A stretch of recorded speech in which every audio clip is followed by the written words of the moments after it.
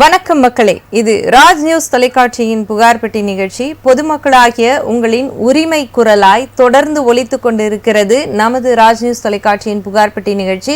உங்களின் பல்வேறு பிரச்சனைகளுக்கும் தொடர்ச்சியான தீர்வுகளையும் சரியான வழிகாட்டுதல்களையும் வழங்கி கொண்டிருக்கிறது.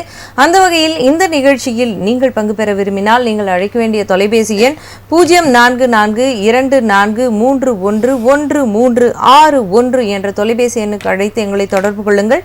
நிச்சயம் உங்கள் பிரச்சனைகளுக்கு உண்டான தீர்வை வழங்க நாங்கள் முயல்கிறோம்.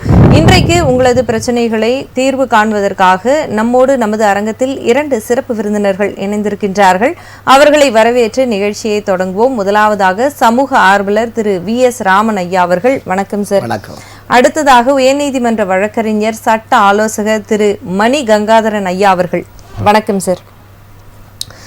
கங்காதரன் சார், முதல் கேள்வியாக உங்ககிட்டே ஒரு கேள்வி வைக்கிறேன். இன்றைக்கு அண்ணாமலை அவர்கள் என்னுடைய செல்போன் ஒட்டு கேட்கப்படுகிறது தமிழக உளவுத்துறையால் அப்படின்ற ஒரு குற்றச்சாட்டை முன்னிலைப்படுத்தி வைத்திருக்கிறார். ஆனால் தேசிய லெவலில் பெகாசஸ் அப்படிங்கிற ஒரு விஷயம் இன்றைக்கும் தீர்வு காணப்படாத ஒரு விஷயமாவே பார்க்கப்பட்டிருக்கு. இதுக்கு கொந்தளிக்கக்கூடிய அவர் அதற்கு ஏன் கொந்தளிக்கல? இதில் இருக்கக்கூடிய அரசியல் என்ன? இன்றைக்கி பார்த்தோம்னா அண்ணாமலையுடைய ஃபோனை ஒட்டு கேட்குறாங்கன்னா இன்றைக்கி அவர் பல தரவுகளை அவர் பேசின்னு இருக்கார். டிஎம்கே உடைய அமைச்சருடைய பல டெண்டர்கள் எல்லாத்தையும் பார்த்துன்னு இருக்காரு. இப்போ அப்படி பார்த்துருக்க சமயத்தில் அவர் ஒவ்வொரு நாளைக்கும் பேட்டியில் அதை பற்றி சொல்கிறாரு. மக்கள் மத்தியில் இது ஒரு பெரிய ஒரு பேச்சு, இது பேசக்கூடிய பேசும் பொருளாகிடுச்சு. அப்படின்னு சொல்ல கூட அந்த பிடிஆர் பயணிகள்ராஜனை பற்றி பேசல கூட 30,000 கோடி பேசல, அதுவும் பெரிய விவாத பொருள் ஆகிடுச்சு. அப்படி பேசிக்கிட்ட சமயத்தில் இன்னைக்கு பார்த்தீங்கன்னா அண்ணாமலை எதனா பேசுவாரான்றதை பார்ப்பாங்க. அண்ணாமலை ஏன்னா இன்னைக்கு அரசியல்வாதிகள் எல்லாருமே ஒரு ஒரு ஒரு நிகழ்வுகளை ஒரு மக்களுக்கான ஒரு ஊழலையோ மற்ற இதையோ பற்றி பேச சொல்ல அவங்க ஏதாவது மாட்ட மாட்டாங்களா என்பதை கண்காணிப்பாங்க. அப்படி கண்காணிக்கிற சமயத்தில் அவர் ஏதாவது ஒரு விஷயத்தில் இந்த மீடியாக்கள் சில மீடியாக்கள் என்ன பண்ணுவாங்க, அவர் தவறுதலாக திருச்சி பேசுவாங்க. அப்படின்னு பேசி ஒரு தலைவர் உருவாகிறாரான அதை கெடுக்க பார்ப்பாங்க. இதுதான் சமீப காலத்தில் நடந்த வரலாறு. அதற்காக தான் ஒட்டு கேட்கக்கூடிய சூழ்நிலை கூட இருக்கலாம். கடைசியில் கூட ஒரு ஆருத்ரா கோல்டில் கூட அண்ணாமலையை பற்றி தவறாக பேசினாங்க. அப்படி பேசுகின்ற சூழ்நிலை கூட அதுக்கப்புறம் அதை பற்றி யாரும் பேசலை. இப்படி ஒரு குற்றச்சாட்டுகளை தொடர்ச்சியாக வச்சுட்டு இருக்காங்க. அதற்கு ஒரு இப்படி மறைந்த விஜயகாந்த் நடிகர் தலைவர் தேமுதிக தலைவரை கூட அப்படிதான் பேசி ஒழிச்சாங்க. இப்படிதான் இந்த காலகட்டத்தில் திராவிட டிஎம்கே ஏடிஎம்கேக்கு மாற்றாக ஒரு அரசியல் வரக்கூடாது என்பதில் தெளிவாக தமிழக அரசு அதை ஒட்டு கேட்கறத தான் நான் பார்க்குறேன். அதை ஆனால் தேசிய லெவலில் நடக்கக்கூடிய விஷயங்களுக்கு இன்னும் தீர்வு காணப்படவே இல்லையே. நாடாளுமன்றத்தில் காங்கிரஸ் தரப்பிலிருந்து ஒலிக்கப்படக்கூடிய குரலுக்கு இன்னும் பதிலே வரலையே. இன்னும் எந்த விதமான தகவல்களும் அதுக்குண்டான ஆவணங்களும் இன்னும் சமர்ப்பிக்கல. அது ஒரு பேசு பொருளாக கூட பெரிதளவில் காட்டப்படலை. இன்னைக்கு காங்கிரஸ் கடந்த 10 ஆண்டுகளில் கூட அதை பேசுனாங்க. 10 ஆண்டுகள் அவங்களும் ஒட்டு கேட்டதா ஒரு செய்தி இருக்கு. இது யாரு ஆளுகின்றாங்களோ அவங்க அதை பண்ணிட்டு தான் இருக்காங்க. இதற்கு ஒரு நேரடியா நான் இதை ஏன் உங்ககிட்ட கேக்குறேன்னா, சட்டப்படி இது தவறு, ஆமா தானே? தனி மனித உரிமைகளை ஒரு மனிதன் போன் பேச, வீடு கட்டி வாட, அவனுடைய ஃபண்டமெண்டல் ரைட் அஃபெக்ட் ஆகுது.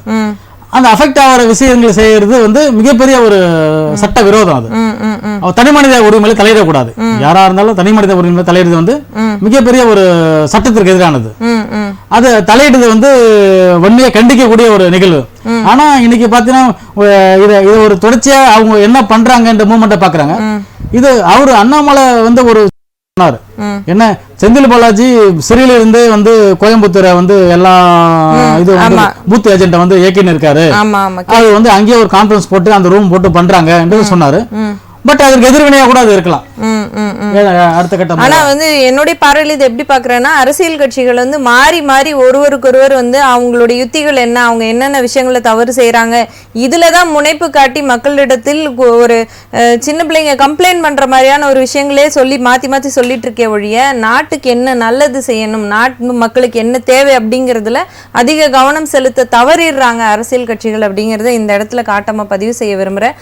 ராமன் சார், உங்ககிட்ட அடுத்த ஒரு கேள்வி வெகு நாட்களாகவே கேட்கணும்னு நினைச்சிட்டு இருந்தேன். இன்றைக்கு வந்து கைவிடப்படக்கூடிய முதியோர்கள், பெற்றோர்கள், வயதானவர்கள் வந்து அதிகப்படியான எண்ணிக்கையில இருக்கிறாங்க.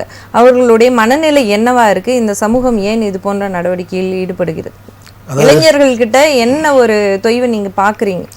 அதாவது சரித்திர காலத்துல வந்து பார்த்தீங்கன்னா பிள்ளைகள் வந்து பார்த்தீங்கன்னா குருகுல கல்வியில் இருந்தாங்க. குருகுல கல்விக்கூடம். ஆனால் பார்த்தீங்கன்னா அறிவுபூர்வமான ஆன்மீக சிந்தனை, ஆற்றல் பூர்வமான மிகப்பெரிய அறிஞர்களை வைத்து தான் வந்து பிள்ளைகளுக்கு வந்து பயிற்சி கொடுப்பாங்க. அதன் பிறகு காலங்கள் மாற ஜனநாயகம் வந்து அது பள்ளிக்கூடமான நிலைப்பாடு உருவாகினது. பெற்றோர்கள் என்ன பண்ணுவாங்கன்னா பிள்ளைங்களை பள்ளிக்கூடத்துக்கு கூட்டு போவாங்க. நீங்கள் இந்த பள்ளிக்கூடத்தில் கூட்டு போகும்போது பார்த்தீங்கன்னா நீங்கள் சமீப காலமாக நிறைய நீங்கள் டூ வீலரில் காரில் கொண்டு பிள்ளைங்களை கொண்டு ஸ்கூல் விடும்போது ஃபர்ஸ்ட் அந்த எல்கேஜி ப்ரீகேஜியில் கொண்டு விடுவாங்க பாருங்கள். விடும்போது அந்த பையன் ஸ்கூலுக்கிட்ட வந்தோன்னா அப்பா அப்பா என்னை விடாதப்பா என்னை கூட்டு போப்பான்னு அந்த அந்த அழுகை இருக்கு பார்த்தீங்கன்னா, அழுகுனா அந்த சங்கடமான ஒரு சூழ்நிலை இருந்து. ஆனால் அதே பையன் வளர்ந்து ஒரு வேலைக்கு சேர்ந்து அந்த பையன் ஒரு திருமணம் செய்து அந்த பையனுக்கு அம்மா அப்பாவுக்கு வயசான நேரம் ஒரு 70 வயசு 80 வயசுன்னு ஆகும்போது 60% குடும்பத்தில் புறக்கணிக்கப்படுகிறார்கள். அப்போ புறக்கணிக்கப்படும்போது குடும்ப சூழ்நிலை, வெளிநாட்டில் இருப்பாங்க, வேலைக்கு பார்க்க அம்மா அப்பாவை பார்க்க முடியாத சூழ்நிலை என்ன பண்ணால் அந்த பேரண்ட்ஸை முதியோர் இல்லத்தில் கொண்டு விடுறாங்க. அந்த முதியோர் இல்லத்தில் சோசியல் மீடியாவில் போடுவாங்க, பார்த்துருப்பீங்க நீங்கள். முதியோர் இல்லத்தில் கொண்டு விடும்போது அப்பா பார்த்துக்காப்பா, சாப்பாடு காலகாலத்துக்கு நேரத்து கிடைக்கும், நம்ம வந்து உங்களுக்கு பணம் கரெக்டாக அனுப்பும்போது அந்த பேரண்ட்ஸ் ஃப்ளாஷ்பேக் நினைப்பாங்க தெரியுமா? தன் பையன் குழந்தையா இருக்கும்போது பள்ளியிடத்தில் கொண்டு போய் அப்பா விட்டுட்டு போதாப்பா வந்து காப்பாற்று என்னை கூப்பிட்டு போன்னு சொல்லுவாங்க. ஆனால் இன்னைக்கு வந்து நம்மளை வயசான நேரத்தில் பார்க்க முடியாத சூழ்நிலை நினச்சிக்கிட்டு முதிர்லத்தில் கொண்டு தள்ளுறானே. அந்த அப்பா கூட அந்த நேரத்தோட அம்மா அப்பா வந்து குழந்தைய சபிக்க மாட்டாங்க. ஆனால் அந்த மனநிலை இன்னைக்கு வந்து 60% பேருக்கு மனுஷனை வந்துட்டு. இது காரணம் என்னன்னா பொருளாதார நெருக்கடி ஒன்று காரணம். கணவனும் மனைவியும் வேலைக்கு போய் தான் இன்னைக்கு குடும்பத்தை ரன் பண்ணக்கூடிய ஒரு விலைவாசி உயர்வும் ஒரு காரணம். இதெல்லாம் கிராமத்தில் பார்த்தீங்கன்னா அந்த காலத்தில் பார்த்தீங்கன்னா ஆடு மாடு கோழி தோட்டம் துறவு இருந்தது. அம்மா அப்பாவுக்கு வயசானாலும் தாத்தா பாட்டிலாம் கூட்டு குடும்பமாக இருந்தது. அன்னைக்கு இந்த சோசியல் மீடியா இன்னைக்கு கிடையாது. அன்னைக்கு சோசியல் மீடியா கிடையாது. எங்கோ ஊருக்கு ஒரு புறம் சினிமா தேட்டர் இருக்கும், கோயில் இருக்கும், அந்த சர்க்கஸ் கூடாரம் போடுவாங்க, பாவு கூத்துரு போடுவாங்க. அந்த மாதிரி காலகட்டங்கள் வந்து கூட்டு குடும்பமாக இருந்தது. அன்னைக்கெல்லாம் அம்மா அப்பா தாத்தாக்களுக்கு வயசானாலும் கூட பேர பிள்ளைங்க பார்ப்பாங்க, பிள்ளைங்க பார்ப்பாங்க, ஒற்றுமையாக இருந்தது. இந்த ஒற்றுமை சிதறி கூட்டு குடும்பமாக, அதாவது சோசியல் மீடியா என்னைக்கு வந்தது அன்னைக்கு பிறகு தோப்பாக இருந்தது தனிமரமாக ஆனது ஒரு 20 வருடம் தான். இந்த 20 வருடத்தில் முதியோர் இல்லம் இன்னைக்கு வந்து பயங்கரமான டீக்கடை ரேஞ்சில் இன்னைக்கு உருவாகி போச்சு முதியோர் இல்லம். இதனால நீங்கள் ஒன்றும் இல்லை, பஸ் ஸ்டாண்டில் பார்த்தீங்களா அவங்க கொஞ்ச நேரம் நின்று பார்த்தீங்களா நல்ல குடும்பத்தில் வசதியாக வாய்ப்பாக இருந்திருப்பாங்க. அவங்கள நீங்கள் விசாரிச்சுட்டு பார்த்தீங்கன்னா இந்த மாதிரி மருமக கொண்டு விட்டுட்டு போகிறாங்க, மகள் கொண்டு பஸ்ஸில் விட்டு போகிறாங்க, இங்கே நில்லு நான் இப்போ வாரேன்னு சொல்லிட்டு எவ்வளோ பேப்பரில் பார்த்துருக்கோம். ஸோ இந்த மாதிரி பிள்ளைகளுக்கும் பெற்றோர்களுக்கும் ஒரு சரியான கம்யூனிகேஷன், ஒரு புரிந்துணர்வு இல்லாமல் போனது காரணமும் பொருளாதார சூழ்நிலை ஒரு காரணமும். வயசாச்சு இனிமேல் இங்கே நமக்கு எதுக்கு? அதாவது கிராமத்தில் சொல்லுவாங்க குருத்து பச்சை பழுத்த ஓலையை பார்த்து குருத்து ஓலை சிரிக்குன்னு சொல்லுவாங்க. எதிர்காலத்தை நோக்கி பயணப்படும் போது கடந்த காலம் எதற்கு என்று நாளைக்கு நாமளும் அந்த நிலைமைக்கு வருவேன்னு இந்த பிள்ளைங்க நினைக்கிறது கிடையாது. அந்த நினைக்காத சூழ்நிலை தான் இன்னைக்கு முதியோர் இல்லம் அதிகமாகி இன்னைக்கு அவர்களுக்கு சொல்லல்லா துயரங்கள், நிலைப்பாடுகள், நோய் நொடிகள் பார்க்கறது, சுகாதார பிரச்சனைகள்லாம் பார்த்தீங்கன்னா இன்னைக்கு நிறைய முதியோர் இல்லத்திலாம் பார்த்தீங்கன்னா அம்மா அப்பா அந்த வந்து பார்த்தீங்கன்னா வயதானவங்களை பார்க்கணும். நான் எல்லாம் பார்த்தீங்கன்னா சென்னையிலே கிட்டத்தட்ட என்னுடைய பார்வையிலே கிட்டத்தட்ட ஒரு 15 முதியோர் இல்லம் இருக்கு. நான் அடிக்கடி போய் பார்க்கும்போது அவங்களோட பழைய காலத்து பாடல்கள்லாம் பாடுவேன், நிறைய இதிகாச வரலாறு பார்ப்பேன். அவங்க கிட்ட நீங்க பேசிட்டு இருக்கும்போது ஏதாவது அவங்க உங்ககிட்ட பகிர்ந்து எல்லாத்தையும் சோக கதையை கேட்டிருக்கேன். எனக்கு வந்து நான் அந்த ரெகுலரா போறது சென்னையில வந்து ஆவடி இடத்துல திருமுல்லவேல்ல வந்து பாத்தீங்கன்னா ஒரு ஸ்ரீ சாய் ஓல்டேஜ் ஹோம்னு ஜெயலட்சுமின்னு ஒரு சமூக ஆர்வலர் நடத்துறாங்க. உங்களை மாதிரி ஒரு பெண் நடத்துறாங்க. நிறைய பேர் அந்த பெண்கள் நிறைய பேர் முதியோர்கள் நடத்துறாங்க. ரொம்ப அழகாக நடத்துகிறாங்க, நிர்வாகத்தை கொண்டு போகிறாங்க. அதில் வந்து சமூக சிந்தனை உள்ள சில தொழிலதிபர்கள், சில செல்வந்தர்கள்லாம் மனது வந்து டொனேஷன் கொடுத்து அது மூலம் தான் இலவசமாக அவங்க முதல்ல நடத்துகிறாங்க. ஆனால் அதை தாங்கி கொண்டு அந்த இல்லம் நடத்தக்கூடியவர்களுக்கு எவ்வளோ ஒரு அம்மா அப்பா, ஒரு சாதாரண நம்ம ஒரு பேரண்ட்ஸ் வந்து ஒரு குழந்தைகளை காலை கடன் இதெல்லாம் பார்க்கும்போது நமக்கே அது எவ்வளோ கஷ்டமாக இருக்கும். அதே நேரத்தில் ஒரு 70 வயசு 80 வயசு வரைக்கும் போது அவங்களுடைய காலை கடன் துணி நினைக்கிறது இது எல்லாமே ஒரு பெரிய சுமையான ஒரு நிலைப்பாடு. ஸோ இதையும் தாங்கி கொள்ள மனநிலை இன்னைக்கு வந்து மக்கள் மத்தியில பெருசாக ஒன்றும் இல்லை. கண்டதே காட்சி கொண்டதே கோலம், வெந்த பொருளை சாப்பிடணும், வேகாத பொருள் கடாசணும் என்ற நிலைப்பாடு தான் இன்றைக்கு வாழ்வியலுக்கும் ஒரு விதமான நிலைப்பாடு உருவாகி போச்சு. ஸோ முதியோர் இல்லங்கள் வந்து இன்னைக்கு பாத்தீங்களா நிறைய இடத்துல இந்த அம்மா உணவு இருக்கு பாத்தீங்களா, நீங்க அம்மா உணவுல நின்று பாத்தீங்கன்னா 60 வயசு 70 வயசு உள்ள வந்து அந்த பைசா 10 ரூபாய் கொண்டு வந்து 2 சப்பாத்தியோ ஒரு லெமன் ரைஸோ அல்லது மோர் சாதமோ தேர் சாதமோ சாப்பிட்டு போறாங்க. ஸோ இதை வந்து அரசு வந்து முதியோர் இல்லம் இல்லாத ஒரு நிலைப்பாடு உருவாக்க வேண்டும். இப்ப மத்திய அரசுடைய திட்டங்களில் பாத்தீங்கன்னா நிறைய இடங்கள்ல வந்து அந்த ஆதரவு இல்லாதவர்கள் தங்குவதற்கு அவங்களுக்கு உணவுகள்லாம் கொடுத்து சமையல் பண்ணி கொடுக்குறாங்க. ஆகவே தமிழ்நாடு தமிழக அரசும் கூட தனித்து இருக்கக்கூடிய முதியோர்களுக்கெல்லாம் வந்து உதவி எண்கள் அப்படிங்கிற ஒரு விஷயத்தையும் இருக்குது. ஆனா அது அவேர்னஸ் இல்லைங்க. அதுல எல்லாம் நீங்க சொல்றதெல்லாம் என்னன்னா அதுல அவேர்னஸ் கிடையாது. அது மக்கள் மத்தியில யாருக்குமே வயசானவங்களுக்கு உங்களுக்கு பெற்ற பிள்ளைகளே முதியோரை வந்து தகப்பன தாய் தந்தையராவது உதாசனப்படுத்தும் போது அந்த முதியோர்களுக்கு தூக்கிவிடக்கூடிய லிப்ட் என்ற நிலைப்பாட்டில் உள்ள இதுக்கு சமூகம் இல்லை. இன்னைக்கு சமூகம் அதில் அக்கறையும் கொள்ளவில்லை. ஸோ இந்த சமூகம் அக்கறை கொள்ள வேண்டுமானால் சமூக நலத்துறை மாநிலத்தினுடைய சமூக நலத்துறை இதில் அக்கறை கொள்ள வேண்டும். அப்படி சமூக நலத்துறை அக்கறை கொண்டால்தான் அந்த பெற்றோர்கள் பிள்ளைகளுக்கு ஒரு பாடமாக இருந்தது. இப்போ வந்து இங்கே கோர்ட்டில் போனீங்கன்னா என்னன்னு தெரியும், டைவர்ஸ் மாதிரி கவுன்சிலிங் பண்றாங்க. முதல் கட்ட கணவன் மனைவி டைவர்ஸ் வந்தாலே மேக்ஸிமம் கவுன்சிலிங் கொடுப்பாங்க. இப்படிங்க ஒன்று சேரக்கூடாதா, இதெல்லாம் வாய்ப்பு இருக்குதா, ஏன் இந்த மாதிரிலாம் பண்றீங்க, இந்த வயசுல சின்ன அது கூட முடியாத காலத்தில் டைவர்ஸ் நிலைப்பாடு வாங்குறாங்க. ஸோ அதே போல பெற்றோர்களும் அந்த பிள்ளைகளுக்கும் இந்த மாதிரி முதிர்வதில் கூட அவங்கள வந்து ஓரளவு கவுன்சிலிங் பண்ணும். இல்ல உங்க பெற்ற பிள்ளைகள் முதியோர் பெற்றோர்களை முதியோர் இல்லத்துக்கு அனுப்புறாங்கன்னா அவங்க அந்த மாவட்டத்தினுடைய சமூக நலத்துறையினுடைய ஒப்பீனியன் வாங்க வேண்டும். ஏன் நீங்க விடுறீங்க, எதுக்கு விடுறீங்க, நீங்க பார்க்க உங்களால முடியாதா, அந்த மாதிரி ஒரு கவுன்சிலிங் செட்டிங் இப்ப திட்டக்குழுன்னு இருக்குது, மாவட்ட வளர்ச்சி குழு இருக்குது. அதே போல சமூக நலத்துறையில பெற்றோருக்கு பிள்ளைகள் முதியோர்களை பெற்றோர்களை முதிர்லத்துக்கு அனுப்பாமல் இருக்க மேக்சிமம் கவுன்சிலிங். அவங்களுடைய நிலைமை என்ன, பொருளாதார சூழ்நிலையா, இன்னைக்கு ரேஷன் கடையில் இலவச அரிசி, ரேஷன் கடையில் 20 கிலோ அரிசி கொடுக்குறாங்க. மத்திய அரசு 35 கிலோ கொடுக்குது. பொருளாதார சூழ்நிலையை நம்ம புறக்கணிச்சிட முடியாது. அப்படி பார்த்தா பெற்றோர்களும் பிள்ளைகளை ஒரு பொருளாதார சுமையா நினைச்சு தூக்கி போட்டிருந்தா இன்றைக்கு அந்த பிள்ளைகள் உண்மைதான். இதுக்கு நிறைய வரலாறு இருக்குது, நிறைய திரைப்படங்கள் இருக்குது, நீதிமன்றம் அதை கண்டிக்குது. இந்த மாதிரிலாம் பண்ணா அப்படிதான் பண்ணும்போது பிள்ளைகள் பெற்றோர்களுக்கு அந்த அவங்க ஜீவனாம்சம் எப்படி கணவன் மனைக்கு கொடுக்கலாம் அது மாதிரி நிலைப்பாடு கொடுக்கணும். ஆனால் இதெல்லாம் வந்து கூட்டி கழிச்சு போகும்போது வாழ்வியலுக்கு பொருத்தமான நிலைப்பாடு உருவாகாது. ஆகவே வாழ்வியலுக்கு பொருத்தமான நிலைப்பாடு உருவாக வேண்டுமானால் ஒவ்வொரு மாவட்டத்திலும் உள்ள சமூக நலத்துறையோட இணைந்து ஓய்வு பெற்ற மனவள கலைஞர்கள் அந்த நிபுணர்களை வைத்து அந்த பேரண்ட்ஸுக்கும் அந்த பிள்ளைகளும் கவுன்சிலிங் கொடுத்து அதுக்கு ஏன்னா இன்னைக்கு வந்து இன்னைக்கு உதாரணத்துக்கு தமிழ்நாட்டில் பார்த்தீங்கன்னா 20 ரேஷன் அரிசி கொடுக்குறாங்க. ஒரு மனிதனுக்கு உணவு முக்கியம். இன்னைக்கு எங்க கன்னியாகுமரி மாவட்டம் சொந்த ஊர்ல பாத்தீங்கன்னா கன்னியாகுமரி மாவட்டத்தில் பார்த்தீங்கன்னா எல்லா 100% மக்களுக்கும் 20 கிலோ அந்த இலவச அரிசி தாங்க மக்களுடைய வாழ்வாதாரம். நான் இன்னைக்கு சென்னையில் இருக்கிறேன், நான் ஊருக்கு போனா அந்த ரேஷன் அரிசி நான் சமையல் பண்ணி எங்களுக்கு சமையல் பண்ணி கொடுக்குறாங்க. இல்லை நான் கடை அரிசி மட்ட அரிசி சாப்பிடணும், அங்கே அதெல்லாம் கிடையாது. உடனே சொல்லலாம் ஒரு தவிர வந்துட்டான் துபாயிலிருந்து வந்துட்டான்னு சொல்லி அவர் தமாசு அடிப்பாங்க. ஏன்னா கிராமத்துடைய அந்த டெவலப்மெண்ட் என்பது உணவுல தான் மெயின், அதுக்கப்புறம் தான் மற்ற விஷயங்கள். ஸோ உணவுகள் ஒரு பெற்றோர்களுக்கு ஒழுங்காக கொடுத்தோம்னால் அவர்களுக்கு மருத்துவம் ஒழுங்காக கொடுத்தோம்னா பிள்ளைகள் வந்து மட்டும் இல்லை பெற்றோர்களுக்கு ஒரு கம்யூனிகேஷன் நிலைப்பாடு உருவாகும். இது மாநில அரசினுடைய சமூக நலத்துறை தான் அதிகமாக கவனம் செலுத்தி முதியோர் இல்லம் இல்லாத ஒரு நிலைப்பாடு உருவாக்க வேண்டும். நிச்சயமா சார் சொன்னது போல கங்காதரன் சார் இன்றைக்கு வந்து முதியோர்கள் வந்து கைவிடப்படக்கூடிய முதியோர்கள் எண்ணிக்கை அதிகமாக இருக்கு அப்படிங்கிற ஒரு விஷயத்தை முன்னிலைப்படுத்தியிருக்காரு. இது சம்பந்தமா என்ன விதமான வழக்குகள்லாம் வந்து வருது உங்களுக்கு நீதிமன்றங்களுக்கு? ஏன்னா நிறைய பிள்ளைகள் வந்து சொத்தை எழுதி வாங்கிக்கிட்டாங்க, இது போன்ற நிறைய வழக்குகள் நம்ம பார்க்குறோம். ஸோ அதன் நிலைப்பாடு என்னவா இருக்கு, பெற்றோர்களின் குமுறல்கள் என்னவா இருக்கு? இன்னைக்கு இப்போ பிள்ளைங்களை எதிர்த்து பெற்றோர்களை வந்து நீதிமன்றம் முதியோர் பாதுகாப்பு மற்றும் பராமரிப்பு சட்டத்தின்படி எல்லாம் ஒரு காவல்துறையிலும் கம்ப்ளைண்ட் கொடுக்கக்கூடிய சூழ்நிலையை உருவாக்கியிருக்காங்க. அந்த புகார்கள் மேலே அந்தந்த காவல்துறை நடவடிக்கை எடுத்துட்டு தான் வராங்க. அதை விட ஒரு முக்கியமான விஷயம் என்னன்னா அந்த பெற்றோர்கள் பிள்ளைங்க கிட்ட ஜீவனாம்சம் பெற உரிமை உண்டு. மெயின்டெனன்ஸ் வழக்கை வந்து அந்தந்த ஃபேமிலி கோர்ட்டில் எம்சி போட்டு அந்த பராமரிப்பு தொகையை மாதம் மாதம் பெறலாம் என்ற சட்டம் இருக்கு முதியோர் பாதுகாப்பு சட்டத்தில். இப்படி இருக்கு. ஆனால் மகன்களுக்கும் மகளுக்கும் பெற்றோர்களை வந்து சொத்தை வந்து செட்டில்மெண்ட் பண்ணுறாங்க. அந்த செட்டில்மெண்ட்டில் வந்து இந்த செட்டில்மெண்ட்டை பண்ண சொல்ல அதில் ஒரு வார்த்தை, அதுக்கு முன்னாடி வந்து செட்டில்மெண்ட் மட்டும் பண்ணாங்கன்னா அதை வந்து மாற்றி அமைக்கக்கூடிய ஒரு பவர் உண்டு. அதுக்கு முன்னாடி உயில் இருந்துச்சு, உயில வந்து அவங்க இறந்த பிறகு தான் மாற்றணுன்ற ஒரு சட்டம் இருந்துச்சு. ஆனால் இந்த செட்டில்மெண்ட் வந்த பிறகு என்னன்னா செட்டில்மெண்ட்டில் ஒரு வார்த்தை போகிறாங்க, இது வந்து கேன்சல் பண்ண மாட்டேன்னு சொல்லி அதையும் சேர்த்து வாங்கிக்கிறாங்க. கேன்சல் பண்ண முடியாத வந்து அந்த செட்டில்மெண்ட் வந்து கேன்சல் பண்ண அதுக்கு வந்து பல ப்ரொவிஷன் வந்து அதை தாண்டி தான் அதை பண்ண முடியும் அப்படின்னு சொல்ல அதுல ஒரு பிரச்சனை.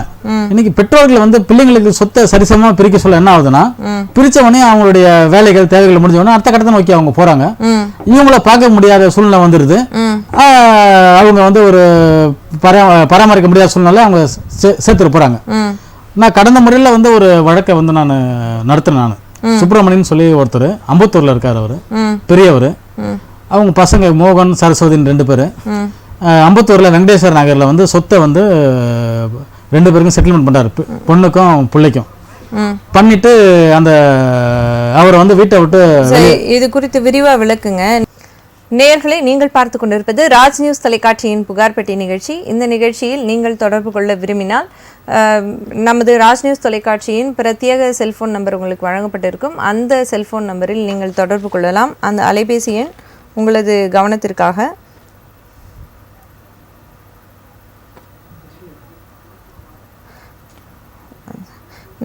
9440198881 9444019881 என்ற செல்போன் எண்ணுக்கு அழைத்து எங்களை தொடர்பு கொள்ளுங்கள். நிச்சயம் உங்கள் புகார்களுக்குண்டான தெளிவான தீர்வை வழங்க நாங்கள் உங்களுடன் இருக்கின்றோம்.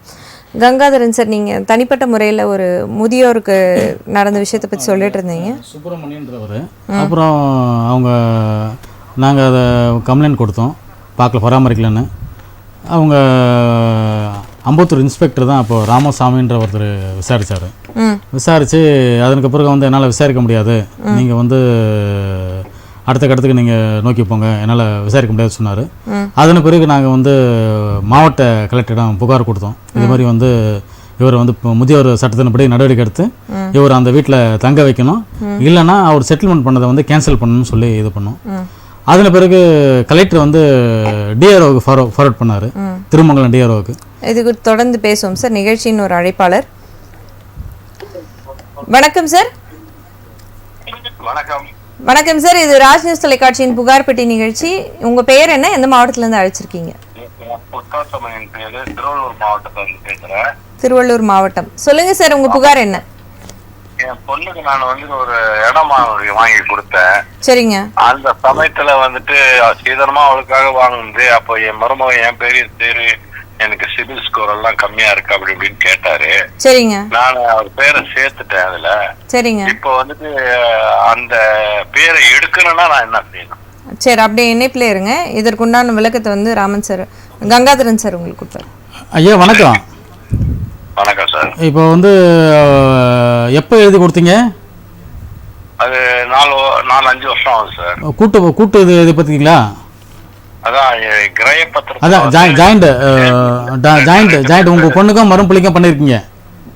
பண்ணிட்டேன். ஓகே. கிரயமா பண்ணீங்களா, எப்படி பண்ணீங்க? செட்டில்மெண்ட் பண்ணீங்களா? அவரு கட்டாயப்படுத்தினாரு என்கிட்ட வந்து. இல்ல, நீங்க எந்த ஆக்ட்ல ரிஜிஸ்டர் பண்ணீங்கன்னு கேக்குறேன். கிரயமா பண்ணீங்களா?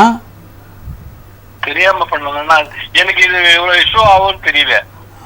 இல்ல, நானே கேக்குறேன்னா கிரயமா பண்ணீங்களா, செட்டில்மெண்டா பண்ணீங்களா உங்களுக்கு, இல்ல சீதனமா பண்ணீங்களா? சீதனமா. நான் தான் என்னுடைய லோன் போட்டோம், இது கோல்டு வச்சிருந்தா அவளுக்கு வாங்கி கொடுத்தேன். அப்போ அவருடைய பேரை சேர்க்கணும்னு சேர்த்துட்டேன். இப்போ வந்து டைவர்ஸ் இதுல நடந்துட்டு இருக்குது. அப்ப இப்போ நான் கேக்குறேன் என்னன்னா, நீங்க கிரியமா பண்ணீங்களா, செட்டில்மெண்ட் பண்ணீங்களா, இல்ல சீதனமா கொடுத்தீங்களான்றது நான் 3 இது கேக்குறேன். நீங்க எதுல பண்ணீங்கன்னு சொன்னீங்கன்னா அதுக்கேற்ற நான் விளக்கம் கொடுப்பேன் உங்களுக்கு. அதாவது தெரிஞ்சுதான் செய்தேன். என் பொண்ணு கூட வேணாம், சேர்க்க வேணாம்னா. ஐயா புருஷோத்தம் ஐயா, நான் இந்த புரோகிராம் முடிஞ்சா உங்களுக்கு தொடர்பு கொள்றேன் நான். சரி. நிகழ்ச்சிக்கு அழைத்தமைக்கு மிக்க நன்றி சார். இப்போ அதே போல் மேடம், காரு கூட வந்து நிறைய பேர் வந்து பெண்கள் பேரில் வாங்காமல் மறுப்புள்ள பேரில் எழுதுறாங்க. அப்புறம் டைவர்ஸ் போக சொல்ல என்ன ஆகுதுன்னா, அதுக்கு சேலஞ்சு பண்ணி நாங்கள் தான் கார் வாங்கினேன், கல்யாணத்துக்காக நான் தான் வாங்கினேன்னு சொல்லிட்டு மறுப்பிள்ளைங்க எவ்வளோ பேர் சேலஞ்ச் பண்ணுறாங்க ஃபேமிலி கோர்ட்டில். அதனால பெண்கள் சீதனமாக கொடுக்க சொல்ல, அது காராக இருக்கட்டும், நகையாக இருக்கட்டும், எந்த ஒரு உடைமையாக இருக்கட்டும், அவங்க பெண்கள் மேலதான் கொடுக்கணும், மகளுக்கு மேலதான் கொடுக்கணும் தவிர வேற பேர் யாரு மேலயும் கொடுக்க கூடாது. அப்படி கொடுத்தாங்கன்னா, இப்ப கிரயமா கொடுத்தாங்கன்னா அப்ப அவரும் பணம் போட்ட மாதிரி தான் ஆகும். இப்போ லோன்ல வாங்கி கொடுத்தான்றாரு. லோனா இப்போ வந்து லோன்ல வாங்கியிருந்தாருன்னா சப்போஸ் அவங்க கட்டுற மாதிரி இருந்துச்சுன்னா அது அவங்களுக்கு தான் சேரும். அது நிச்சயம். நம்ம அதை சேலஞ்ச் பண்றது ரொம்ப மிக கஷ்டமானது. ப்ரூவ் பண்றது ரொம்ப கஷ்டம். அவர் நான் பணத்தை கொடுத்தேன்னு சொல்லுவாரு. ஆமா.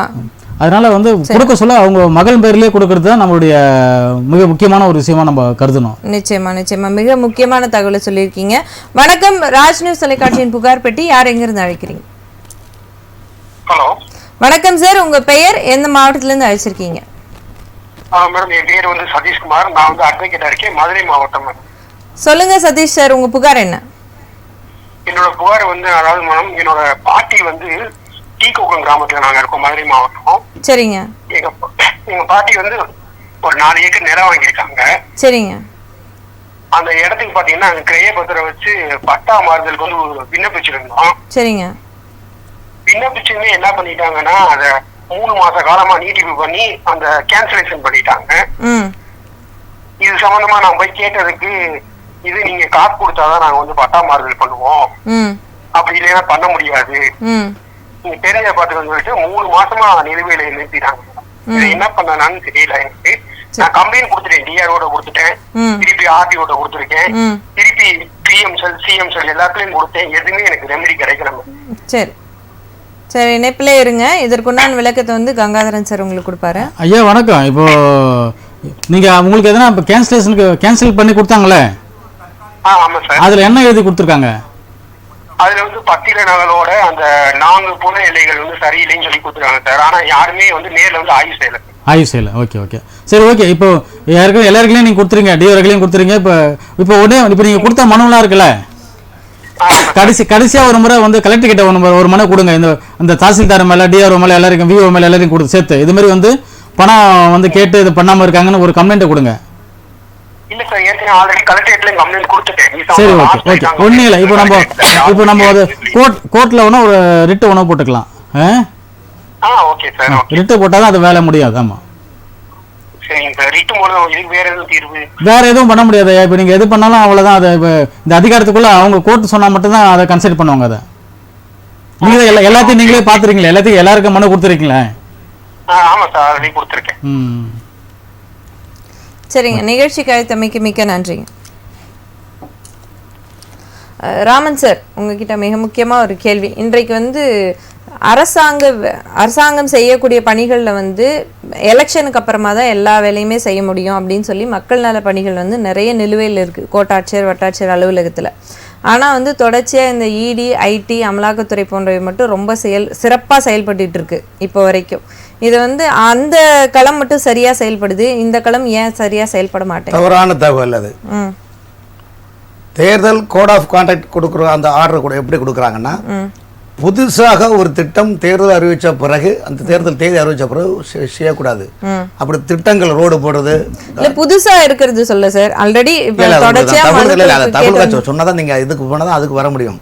அந்த புதுசாக விரிவா விளக்குங்க. நிகழ்ச்சின்னு ஒரு அழைப்பாளர் வந்துட்டாங்க. ஏன்னா ஃபர்ஸ்ட் ஒரு பாதி நேரமே வந்து நம்மளே பேசிட்டோம். அழைப்பாளர் பார்த்துட்டு தொடர்ந்து பேசுவோம். வணக்கம். ஹலோ வணக்கம், புகார் பெட்டி. யார் எங்கிருந்து அழைக்கிறீங்க? சென்னையில இருந்து பேசுறோம். சென்னை. உங்க பெயர் சொல்லுங்க சார். முருகேசன். முருகேசன், சொல்லுங்க சார், உங்க புகார் என்ன? என்னுடைய புகார் வந்து சென்னையில இருந்து பேசுறேன். ஐயா, நீங்க பேசுறது கேக்குது. டிவி வால்யூம் ரெடியூஸ் பண்ணிட்டு பேசுங்க. உங்க புகார் என்ன? முருகேசன் பேசுறோம். அதாவது வந்து இப்போ எங்க அப்பா வந்து இறந்துட்டாரு. ஊர்ல வந்து இடம் இருக்கு. சரிங்க. எந்த ஊருங்க ஐயா? எனக்கு வந்து தூத்துக்குடி மாவட்டம். சரி. ஆமா, அங்க வந்து இடம் இருக்கு. நாங்க வந்து 3 பேர் அண்ணன் தம்பி. இன்னும் வந்து இடத்தை பிரிக்கல, நான் பட்டா எதுவும் மாத்தல. அவர் இறந்து, எங்க அப்பா இறந்து ஒரு 4-5 வருஷம் ஆச்சு. இப்ப அவங்க வந்து யாரும் அண்ணன் தம்பி யாரும் பிரிக்க வேண்டாம்னு சொல்றாங்க. அது அப்படியே இருக்குன்றாங்க. அதை என்ன மாதிரி பண்றது? இப்ப உங்களுக்கு வந்து உங்களுடைய பாகம் பிரிச்சு வேணுமா? இல்ல வேண்டாம், எது வேண்டாம். அண்ணன் தம்பி எல்லாம் ஒன்னாதான் இருக்கணும்ன்றாங்க. அது என்ன மாதிரி பண்றதுங்கிறத கொஞ்சம் நீங்க சொன்னீங்கன்னா நல்லா. சரி, இணைப்புல இருங்க. கங்காதரன் சார் இது குறித்து. ஐயா வணக்கம். இப்போ நீங்க சொத்தை பிரிக்க கூடாது முடிவு பண்ணிருக்கீங்களா எல்லாருமே? ஹலோ ஐயா, இணைப்புல இருக்கீங்களா? டிவி பார்க்காம பேசுங்க. ஐயா வணக்கம். சொத்து வந்து நாங்க பிரிக்கல. இல்ல இப்ப பிரிக்கணும்னு நினைக்கிறீங்களா, பிரிக்க கூடாதுன்னு நினைக்கிறீங்களா? பிரிக்க கூடாதுன்னு தான் நினைக்கிறாங்க. பிரிக்க கூடாதுன்னு தான் நாங்க நினைக்கிறோம். அடுத்த ஜெனரேஷன் தலைவலி வரும், பிரச்சனை வரும். இப்போ என்னன்னா நீங்க பிரிக்க கூடாதுன்னு நீங்க ஒரு சூழ்நிலை உருவாக்கிட்டீங்கன்னா இன்னைக்கு இருக்கலாம், நாளைக்கு அண்ணன் தம்பி நாங்க 3 பேரு. இல்லையா, நீங்க வந்து பார்ட்டிஷன் பண்ணி நீங்க மெயின்டைன் பண்றது தான் நல்லது. உங்க சொத்தை பொறுத்த வரைக்கும், தனிநபர் சொத்தை பொறுத்த வரைக்கும் நீங்க வந்து ட்ரஸ்டியா ஃபார்ம் பண்ணலாம். அதை நீங்க சொத்தை அதை ஹலோ இல்ல அது என்ன மாதிரி பண்ணலாம்? நீங்க கேக்குறது வந்து நாளைக்கு உங்களுக்கு ட்ரஸ்டியா பண்ணி ஃபாலோ பண்ணலாம் நீங்க. சரி. ஆனா அதை ஃபாலோ பண்ணி நாளைக்கு உங்க சந்ததிகளுக்கு மிகப்பெரிய ஆபத்து ஏற்படும். அப்படி சொல்றீங்க? ஆமா. இப்போ நீங்க வந்து முதல்ல உங்க சொத்து உங்க பிள்ளைங்களுக்கு வந்து சொத்தை அத்த தலைமுறைக்கு வந்து சொத்தை வந்து கிளியர் கட்டா விட்டு போகணும். அதுதான் நீங்க செய்யற முக்கியமான ஒண்ணு. அப்ப நீங்க பாட்டு காலத்துல பிரச்சனை வந்து ஆமா மிகப்பெரிய வெட்டு குத்துற போய் நிக்கும் அது. ஆமா இன்னைக்கு பார்த்து ஒரு அடி மனைக்கு ஒரே ஒரு அடி வந்துட்டாங்கன்னு சொல்லிட்டு சமீபத்துல அடிச்சு 2 பேரும் ஜெயிலுக்கு போய் இன்னைக்கு வந்து அந்த சொத்தை அனுபவிக்க முடியாம அண்ணன் தம்பிங்க 2 பேரும் ஜெயில இருக்காங்க. ஒருத்தர் செத்து போயிட்டாரு. அது நாளைக்கு வாரிசார்களுக்கு அப்படியே. அதனால நீங்க பிரிங்க, முதல்ல பிரிச்சுட்டு அதுக்கப்புறம் நீங்க என்ன வேணா பண்ணிக்கீங்க. சரியா, நல்லதுயா. Okay okay. இல்ல உங்கள்ட்ட ஒரு ஐடியா கேட்கணும்னு தான் எனக்கு தோணுச்சு. நான் வந்து டெய்லி பார்ப்பேன் உங்களுடைய இதை. நிச்சயமா நீங்க வந்து எங்களுக்கு ஒரு பார்வையாளராக இருப்பதில் எங்களுக்கு பெருமகிழ்ச்சி. நிச்சயம் உங்களுக்கு உண்டான தீர்வு கிடைத்திருக்கும் என்று நம்புகிறோம். நிகழ்ச்சிக்கு அழைத்தமைக்கு நன்றி. நிகழ்ச்சியின் அடுத்த அழைப்பாளர் வந்துட்டாங்க சார், பேசிட்டு தொடர்வோம். வணக்கம், புகார்பட்டி. யாரெங்க இருந்து அழைச்சிருக்கீங்க? நீலகிரி மாவட்டம். நீலகிரி சொல்லுங்க சார், உங்க புகார் என்ன? மேடம் எங்களுக்கு புகார் வந்து ஒரு 1 கிலோமீட்டர், ஒரு 1/2 கிலோமீட்டர் வந்து எல்லாமே நாங்க பட்டா வாங்கி 60 வருஷம் ஆயிடுச்சு. சரிங்க. எங்களுக்கு எல்லா வசதியும் இருக்குது. ரோடு வசதி மட்டும் ஒண்ணு செஞ்சு போடாம நாங்க கலெக்டர் போய் பார்த்தாச்சு, அங்க போய் பார்த்தாச்சு, வனத்துறையை போய் பாருங்கிறாங்க, வனத்துறையை பார்த்தா ரேஞ்சரை பாருங்க, ரேஞ்சரை பார்த்தா டிஎப்ப பாருங்கிறாங்க. இந்த பள்ளிக்கு போறது, குழந்தைங்களுக்கு போறது, இதெல்லாம் வர்றது ரொம்ப சிரமமா இருக்குங்கிறாங்க. சரிங்க, இணைப்புல இருங்க. இதற்கு என்ன செய்யலாம் அப்படின்னு ராமன் சார் உங்களுக்கு சொல்லுவாரு. எந்த மாவட்டம் சார் அது? நீலகிரி மாவட்டம். நீலகிரியில எந்த ஊராட்சி சார்? ஐயா உங்க ஊராட்சி என்னன்னு கேக்குறாரு ஐயா. தக்குச்சி கிராமம். சரி, நீங்க அந்த மாவட்ட கலெக்டருக்கு திங்கட்கிழமை தோறும் மனுக்கள் வாங்குவாங்களா, அங்க தகவல் புகார் கொடுத்தீங்களா? மாவட்ட கலெக்டருக்கு அந்த இதை பற்றி நீங்க தகவல் கொடுத்தீங்களா? எல்லாமே கொடுத்தாச்சு. வனத்துறை அலுவலர் கொடுத்தாச்சு, ரேஞ்சர் கொடுத்தாச்சுன்றாரு. அதாவது அந்த பிரச்சனைன்னா அநேகமா வனத்துறை சம்பந்தமான உள்ள இடமா இருக்கும். அந்த இடமா இருக்கும்போது அரசாங்கம் வந்து கண்டிப்பாக அதை நீங்க பயன்படுத்திக்கலாம், வரலாம் போகலாம், பயன்படுத்திக்கலாம். ஆனா அதுக்கு நீங்க போறதுக்கான நிலைப்பாடு எல்லாமே வனத்துறை நினைத்தால் அதை அடைக்கலாம் ரோட. ஆனா இதெல்லாம் மனிதாபிமானத்தை கருத்தில் கொண்டு, மக்களுடைய வாழ்வுரிமையை கருத்தில் கொண்டு அந்த வனத்துறையும் மாவட்ட கலெக்டரும் கூட்டு சேர்ந்து இந்த மக்களுக்கு டெம்பரரியாக நீங்க இப்போதைக்கு கொடுங்க என்னும் நிலைப்பாடை கொண்டும், எதிர்காலத்தில் இதற்கு வழியான ஒரு இப்போ எவ்வளோ அரசாங்க இதெல்லாம் பார்த்தீங்கன்னா அறநிலைத்துறைக்கு உள்ள இடங்கள் அரசாங்கம் வந்து ஒரு விலை போட்டு எடுக்கிறாங்க. அது மாதிரி மத்திய அரசுக்கு ஒரு திட்டம் தேவைன்னா அதுக்கு நம்ம வந்து இன்வெஸ்ட்மெண்ட் அந்த இதில் அதுக்குன்னு இடத்துன மதிப்பீடு பணத்தை கொடுத்து பண்ணுறோம், இடத்துக்கான மதிப்பீடு பணத்தை கொடுத்து பண்ணுறோம். அதே போல் ஃபாரஸ்ட் ரேஞ்சில் சில விஷயங்கள் பார்த்தீங்கன்னா அந்த மாதிரி ஒரு ஒருமித்த கருத்தில் கொண்டு அந்த இடத்த பண்ணலாம். வந்து ஐயா எத்தனை குடும்பங்கள் ஐயா இருக்கு? 200 குடும்பம் இருக்கு. 200 குடும்பம் கூட்டு கையெழுத்து வாங்கி இதை வந்து வனச்சரகத்துக்கு கடிதம் கொடுத்து அந்த கடிதத்தை மாவட்ட ஆட்சியாளருடைய பார்வைக்கு கொண்டு வந்து அதுக்கு ஒரு நிலைப்பாடு உருவாக்கினா தான் கண்டிப்பா கிடைக்கும். கண்டிப்பா அது கொடுப்பாங்க. பட் என்னன்னா ஃபாரஸ்ட் டிபார்ட்மெண்ட் தனி சட்டம், அதுக்கு நம்ம நிறைய ரூல்ஸ்லாம் இருக்குது. வந்து நீங்க சென்னை புறநகரில் தாம்பரம் பார்த்தீங்களா, தாம்பரத்தை கூட பார்த்தீங்கன்னா ஃபாரஸ்ட் இருக்குது. வந்து தாம்பரம் கடை, அந்த கடைப்பேர்லாம் பார்த்தீங்கன்னா, பட் அதுலேயே வீடுகள்லாம் பார்த்தீங்களா அதெல்லாம் அதில் அந்த சுடுகாடு இன்னைக்கு நிறைய தகன மேடைகள் உள்ள பார்த்தீங்கன்னா ஃபாரஸ்ட்ல தான் இருக்குது. நிறைய தமிழ்நாட்டில் இந்தியாவில் நிறைய இடங்கள் ஃபாரஸ்ட்ல தான் இருக்குது. அரசாங்க இடத்துல தான் அந்த சுடுகாடெல்லாம் வச்சிருக்காங்க, மயானம்லாம். ஸோ அந்த மாதிரி அரசாங்கம் நினைச்சால் அந்த 200 மக்களுக்கும் மாவட்ட கலெக்டர் மனசு வைக்கணும். ஏன்னா மாவட்ட கலெக்டர் மனசு வச்சாதான் அந்த மாவட்டத்தினுடைய டிஸ்ட்ரிக்ட் ஃபாரஸ்ட் ரேஞ்ச் ஆபீஸர்கிட்ட பேசி அதனுடைய சட்டத்துறையான அந்த மாநில அளவு அமைச்சர்களுடைய அந்த அரசு துறை செயலர்களும் சேர்ந்து முயற்சி பண்ணால் இதுக்கு நிரந்தரமான ஒரு சொல்யூஷன் கிடைக்கும்.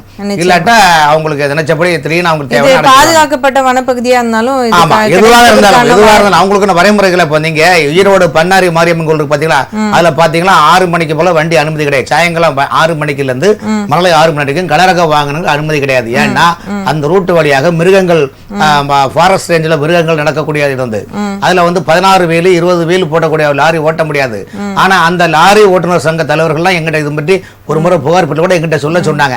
ஆனா அவங்க கூட என்ன சொல்றாங்கன்னா, இதுக்கு ரூல்ஸ் வைக்கலாம் சார், வந்து திருவிளக்கு அந்த ஸ்ட்ரீட்ல விளக்கெல்லாம் நல்ல ஃபோக்கஸ் விளக்கெல்லாம் வச்சு இவ்வளவு குறிப்பிட்ட இது அளவு ஸ்பீடுக்கு மேல நீங்க போகலாம் பண்ணலாம். அது இல்லாவிட்டா நாங்க பெங்களூர்ல போறது கிட்டத்தட்ட 300 கிலோமீட்டர் சுட்டு போகும்போது டீசல் வேஸ்ட் ஆகுது, எக்ஸ்பென்சஸ் வேஸ்ட் ஆகுது. தொடர்ந்து பேசுவோம். நிகழ்ச்சியின் அடுத்த அழைப்பாளர்.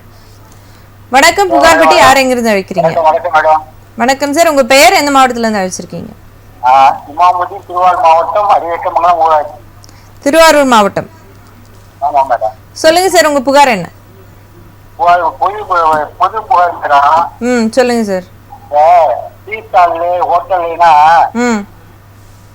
திருவாரூர் மாவட்டம், அரியக்கமங்கலம் இமாம். புரியுது சார். பொதுநல பிரச்சனை குறித்து பேச விரும்புறீங்க, சொல்லுங்க. இந்த டீ ஸ்டால் ஹோட்டல்ல இந்த பேப்பர்ல நியூஸ் பேப்பர்ல வரைய மடிச்சு கொடுக்கணும். சரிங்க. அதனால வந்து கேன்சர் வருதுங்கிறாங்க. ஆமா. அதே புதுக்கோட்டை மாவட்டத்துல எல்லா கடையிலயும் உணவு பாதுகாப்பையும் பாக்குறாங்க. எங்களுக்கு திருவாரூர் மாவட்டம் 3 முதல் உருவாக்கிய மாவட்டம். அந்த மாவட்டத்துல உணவு பாதுகாப்பு சரியா செயல்பட மாட்டேங்குது. இல்ல நிச்சயம் நடவடிக்கை எடுத்து நிச்சயமா நீங்க புகார் பெட்டி வாயிலா திருவாரூர் மாவட்டத்துல சுகாதாரம் அப்படிங்கிற ஒரு விஷயம், உணவுத்துறை சம்பந்தப்பட்ட விஷயங்கள் வந்து சரிவர கண்காணிக்கப்படலை அப்படிங்கிற ஒரு பொது புகார் விடுத்திருக்கிறீங்க. நிச்சயமா அரசின் கவனத்திற்கு இதை நாங்க எடுத்துட்டு போறோம். சொல்லுங்க சார். அரசு கவனத்துக்கு போகணும். நிச்சயமா நிச்சயமா நீங்க புகார் பெட்டியில சொன்னா நடக்கும் அப்படின்னு நீங்க உறுதியா எங்களுக்கு தொடர்பு கொண்டு இதை தெரிவிச்சிருக்கிறீங்க. நிச்சயமா இதை அரசின் கவனத்திற்கு நாங்க எடுத்துட்டு போறோம். உணவுத்துறை அதற்குண்டான நடவடிக்கையை நிச்சயம் எடுக்கும். நிகழ்ச்சிக்கு அழைத்தமைக்கு மிக்க நன்றி. ரம்ஜான் நல்வாழ்த்துக்கள். ஸோ இந்த மாதிரி நிறைய இடங்கள்ல இன்னைக்கு பார்த்தோம்னா இந்த வழிநடை பாதை அப்படிங்கிறது வந்து கிராம மக்களுக்கு வந்து இந்த மலை கிராம மக்களுக்கு வந்து பொதுவாக கிடைக்கிறது இல்லை. அதாவது பாதை இருந்தால் தான் அவங்களுடைய வாழ்வாதாரத்தை வந்து அவங்க மேம்படுத்த முடியும். ஒரு காலத்தில் வந்து பார்த்தீங்கன்னா நம்முடைய நாடு வந்து காடு, நிலம் சம்பந்தமாக, காடு, நிலம், கடல் அந்த மாதிரி வந்து சம்பந்தமானது. இப்போ கடல் அந்த உயிரினங்களை வைத்து அங்கே உள்ள மீன்கள் ரகங்கள் வைத்து அங்கே உள்ள பார்த்து மீனவர் சமுதாயம் அந்த கடலை வைத்து வாழ்கின்றன. இப்போ நிலத்தில் குடியிருப்பவர்கள் இங்கே விவசாயம் பண்ணி இந்த இது பண்ணுறாங்க. அது மாதிரி காட்டை நம்பி இருக்கக்கூடிய நம்முடைய மலைவாழ் மக்கள் இருக்காங்களா, மலைவாழ் மக்கள், ஆதி பழங்குடியின மக்கள்லாம் பார்த்தீங்கன்னா காட்டில் கிடைக்கக்கூடிய பொருளை வச்சு மூலிகைகள், காய்கனிகள் இதை வச்சு அவங்களுடைய வாழ்வாதாரம் அவர்கள் மூலமாக தான் உலகத்திலே பண்டம் பரிமாற்றங்கள் வந்தது. அது பிறகு வர்த்தகம் இன்னைக்கு ஹோட்டலில் போய் உட்காந்து சாப்பிட்றதுலாம் இன்னைக்கு லேட்டஸ்ட் இது வந்து. ஆனால் அந்த காலத்தில் பார்த்தீங்கன்னா யாருமே அதை பற்றி வனத்துறையில் சார்ந்தோன்னா அந்த வனத்துறை மக்கள் வாழ்வாங்க. அதுக்குன்னு ஒரு 4-5 அங்க இதிலே ஒரு 20-30 பிரிவுகள் இருக்குது சமூகத்தில். அவங்க சமூகத்தில் வாழ்வாங்க. யாருக்கு எந்த தொல்லையும் கிடையாது, ஒன்றும் கிடையாது. ஸோ இன்னைக்கு மக்கள் தொகை பெருக்கம் ஆகும்போது மனிதன் காட்டை அழிக்கின்றான். அப்ப காட்டை நாட்டில் வாழ்ந்தது போதென்று காட்டை அழிக்கின்றான். அப்ப காட்டில் உள்ள மிருகங்களையும் இயற்கை வளங்களையும் அவங்க அழிக்க நேர்கின்ற போது அங்க உடைய ஆதி பழங்குடியின மக்களுடைய வாழ்வாதாரமும் இதாகுது. நிச்சயமா வனப்பகுதியை பாதுகாக்கிறதும் அவங்களாதான் இருக்கிறாங்க அப்படிங்கிறதையும் நம்ம இந்த இடத்துல உறுதியா சொல்லி ஆகணும். அவங்களாலதான் காக்கப்படுது, நம்மளாலதான் இங்க நகரவாசிகளால் தான் அழிக்கப்பட்டுட்டு வருதுங்கிறதும் ஒரு கசப்பான உண்மையாகத்தான் இருக்கிறது. இது குறித்து தொடர்ந்து பேசுவோம். நிகழ்ச்சியின் அடுத்த அழைப்பாளர். வணக்கம். நிகழ்ச்சி இணைப்பு வந்து துண்டிக்கப்பட்டுருச்சுன்னு நினைக்கிறேன் ஐயா. அதனால வந்து தொடர்ச்சியா கால்ஸ் வந்துகிட்டே இருக்கு நம்ம நிகழ்ச்சிக்கு. வணக்கம், புகார் பெட்டி. யார் எங்கிருந்து அழைக்கிறீங்க? வணக்கம்மா, உங்க பேர் என்ன, எந்த மாவட்டத்துல இருந்து அழைச்சிருக்கீங்க?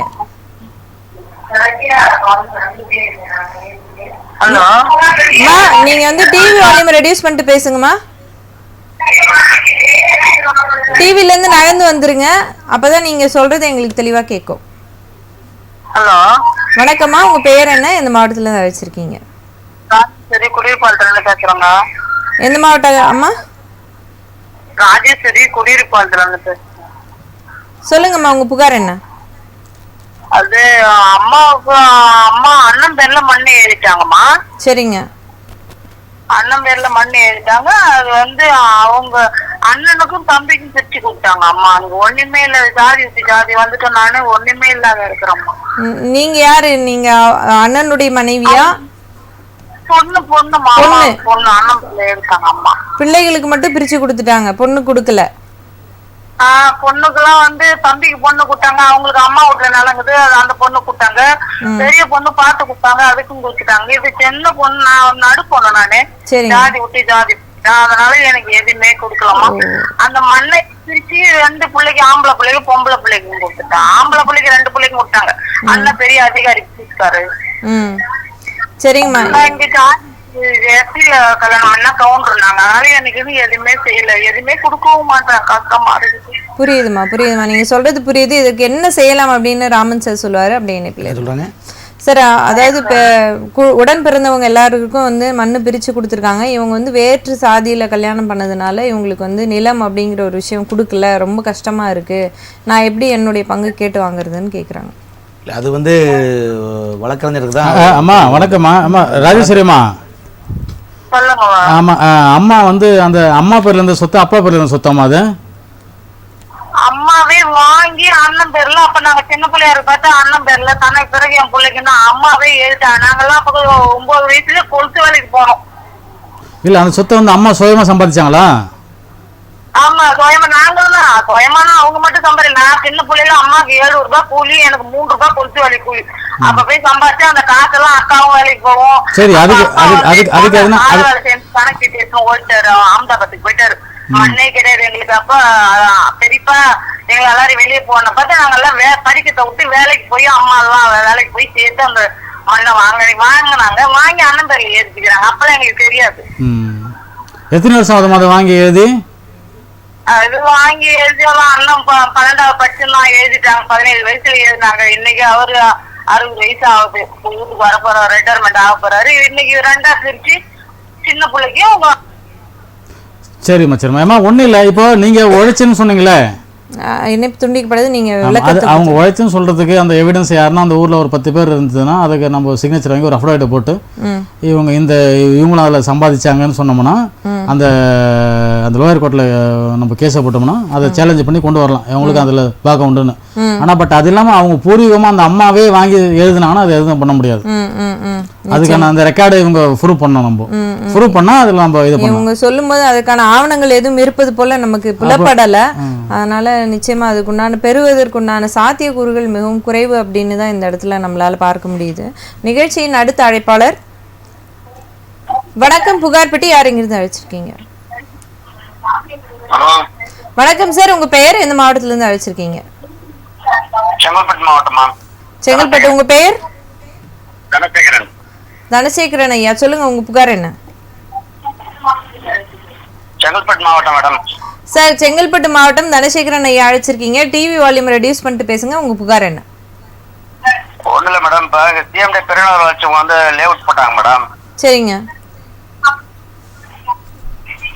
ஐயா, நீங்க டிவில இருந்து நகர்ந்து வந்து பேசுங்க ஐயா. டிவி பார்த்துட்டே பேசுனீங்கன்னா நேரம் வீணாகுது. ஒண்ணு இல்ல மேடம், இப்ப சென்னை பெருநாள் வச்சு வந்து லேஅவுட் போட்டாங்க மேடம். அது ஒரு இடம் வாங்கிருக்கோம் நாங்க. சரிங்க.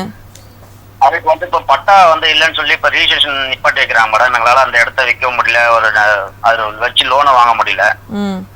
நீங்க அதுல வாங்கிருக்கீங்களா? பணம் கொடுத்துருக்கீங்களா?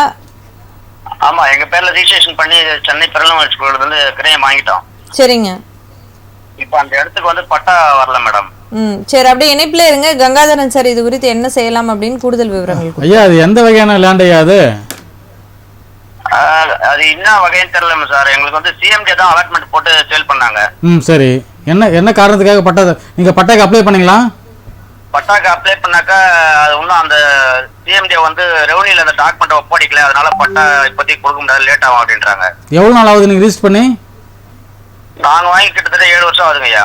7 வருஷம். சரி, ஓகே. நீங்க அந்த ரெவன்யூ டிபார்ட்மெண்ட்டுக்கு ஒரு கம்ப்ளைண்ட் கொடுத்தீங்களா? அதான் இது மாதிரியா அது இது உண்மையா பொய்யான்னு சொல்லி ஆர்டில கூட கேளுங்க. அதை போட்டு ஆன்லைன்ல பதிவு பண்ணி அவங்களுக்கு ஒரு காப்பி கொடுத்துருக்கோம். சரி, அது இன்னும் சரியான ஒரு தகவல் வரல. கிட்டத்தட்ட ஒரு 2 மாசமா அலைய வச்சிருக்காங்க. பட் என்னன்னா இது ஒப்படைச்சாதான் இவங்க கொடுப்பாங்க பட்டா. ஆமா, அவங்கள கேட்டாக்கா நாங்க நீங்க ஆர்டில போய் கேளுங்க. ஆர்டில ஒரு கொஸ்டின் போட்டு. ஹலோ சிஎம்டில கேட்டாக்கா நாங்க ரெவன்யூக்கு கொடுத்துட்டோம், நான் உங்களுக்கு சேல் பண்ணிட்டேன், நீங்க வந்து ரெவன்யூல போய் பட்டா வாங்கிக்க சொல்றாங்க சார். ஐயா ஒன்றும் இல்லை, நீங்கள் ஆர்டிஐல போட்டு ஒரு கேள்வி கேளுங்க, இது மாதிரி கொடுத்தீங்களா கொடுக்கலையான்னு கேளுங்க. இது மாதிரி நம்மளது மட்டும் இல்லையா, நம்ம பக்கத்துல நிறைய பேர் பாதிக்கப்படுறாங்க. சரி, ஒரு இடத்த அர்ஜென்ட்டுக்கு பசங்களுடைய காலேஜ் செலவுக்கு இல்லை பொண்ணுங்க மேரேஜ் செலவுக்கு அது மாதிரி விற்கணும் சூழ்நிலை வரும்போது பட்டா இருந்தால் தான் ரிஜிஸ்ட்ரேஷன் பண்ண முடியாடுறாங்க. கண்டிப்பா கண்டிப்பா அப்படிதான் பட்டம் தான் பண்ணாங்க. இப்போ வாங்கி வீடு கட்டணும் போனாக்கோ அதுக்கும் வந்து ரிஜிஸ்ட்ரேஷன் போனாக்கா பட்டா கேட்கறாங்க கம்பல்சரி. சரி ஓகே, நான் நிகழ்ச்சி முடிஞ்சு நான் தொடர்பு கொள்றேன் ஐயா உங்களை. ரிஜிஸ்ட்ரேஷன் பண்ண முடியாதுன்ற மாதிரி ஒரு சூழ்நிலை வந்துச்சுங்க ஐயா. ஐயா உங்களுக்கு நிகழ்ச்சி முடிஞ்சு நான் தொடர்பு கொள்றேன் உங்களுக்கு. சரிங்க ஐயா. சரி,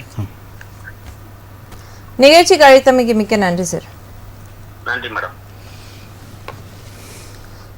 ராமன் சார், நம்ம இந்த அரசு பணிகளில் தொய்வு அது குறித்து பேசிட்டு இருந்தோம்.